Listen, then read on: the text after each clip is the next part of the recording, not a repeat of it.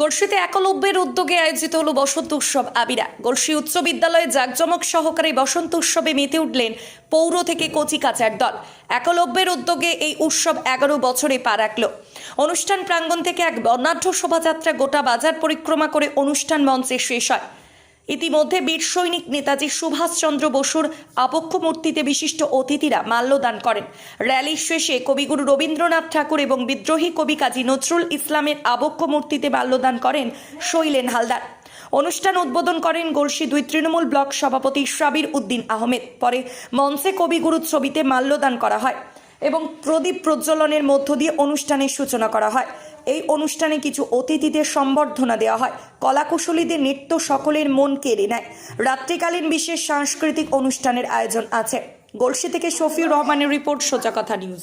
উদ্বোধিত করো, বিকশিত করো, প্রাণবন্ত করো হে, উৎসাহিত করো, প্রসারিত করো, উন্মুক্ত করো হে, উদ্ভাসিত করো, রিক্ত প্রাণ আলোকিত করো, সমৃদ্ধ করো জ্ঞানে, সূচিত হোক নবদিগন্ত তোমার আলোক মালার সনে।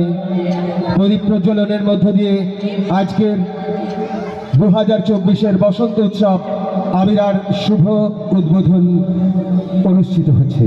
অনুষ্ঠানের উদ্বোধন করছেন আমাদের বিশিষ্ট ব্যক্তিবর্গ।